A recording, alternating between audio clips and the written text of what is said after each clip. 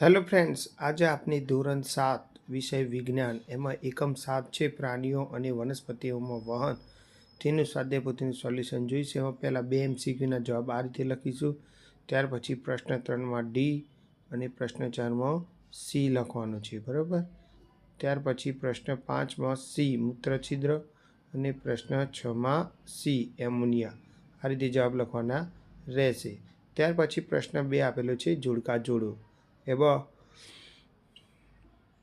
પહેલા હમો ડી, બીજા હમો ઈ, ત્રીજા હમો એ, ચોથા હમો બી અને પાંચમા હમો સી આવશે, બરાબર. ત્યાર પછી તફાવત આપવાનો છે એક ધમની અને શિરાનો. એમાં બંનેમાં 3 મુદ્દા લખવાના છે આપણે, બરાબર. ત્યાર પછી પ્રશ્ન 4 પ્રશ્નોના જવાબ આપો. એમાં પહેલો જ પ્રશ્ન છે કે ધમની અને શિરાના રંગમાં શું તફાવત છે, શા માટે. પછી બીજો છે બુજો બીમાર થયો છે તો રુધિરમાં રહેલા કયા કણોની સંખ્યા ઓછી થઈ હશે. આ રીતે લખીશું આના જવાબ, બરાબર. ત્યાર પછી એમાં ત્રીજો અને ચોથો પ્રશ્ન પણ છે જેના જવાબ આ રીતે આપણે લખવાના રહેશે. ત્યાર પછી એમાં પાંચમો અને છઠ્ઠો પ્રશ્ન છે જેમાં આપણે આ રીતે જવાબ લખીશું, બરાબર.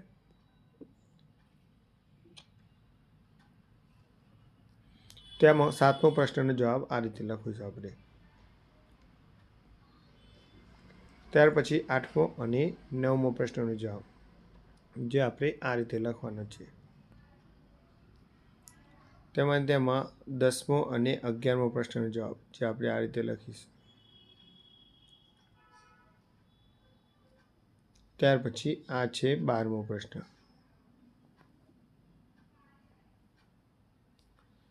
હવે 13મો પ્રશ્ન. હવે પ્રશ્ન 5 વૈજ્ઞાનિક કારણ આપો, બરાબર.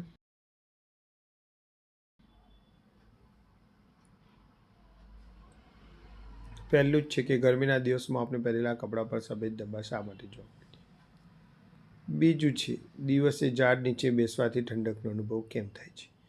જોડે જોડે ત્રીજું પણ છે કે કુદરતી આવેગ એટલે કે શૌચ ક્રિયાને શા માટે રોકવા જોઈએ નહીં. ચોથું છે કે દોડ્યા પછી નાડીદરમાં વધારો થયેલો જણાય છે, શા માટે. પાંચમું છે ઓક્સિજન યુક્ત અને કાર્બન ડાયોક્સાઇડ યુક્ત રુધિર ભેગું ન થવાનું શું કારણ છે. છઠ્ઠો કયા પ્રાણીમાં પરિવહન તંત્ર જોવા મળતું હતું નથી એમ કેમ. હવે પ્રશ્ન 6 નકામી નિંદન પ્રકારની વનસ્પતિઓ કોઈ એક છોડની મૂળ સહિત તેના ઉખાડી તેના મૂળ તંત્રનું અવલોકન કરી નોંધવાનું છે. તો અહીં એક મૂળ કેવું હોય છે તે માહિતી લખેલી છે આપણે, બરાબર. એમાં બીજું છે કે સૂકી દ્રાક્ષને પાણીમાં 3-4 કલાક પલાળી રાખો ત્યારબાદ શું જોવા મળે છે. તો એનું અવલોકન આપણે અહીંયા લખ્યું છે.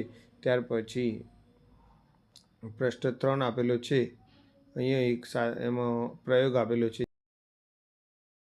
જેની સાધન સામગ્રી બીકર, સફેદ ફૂલવાળો બારમાસીનો છોડ, પાણી, લાલ શાહી એ રીતે આકૃતિ આ રીતે દોરાડે છે અને આ રીતે એની પદ્ધતિ અને અવલોકન થશે, બરાબર.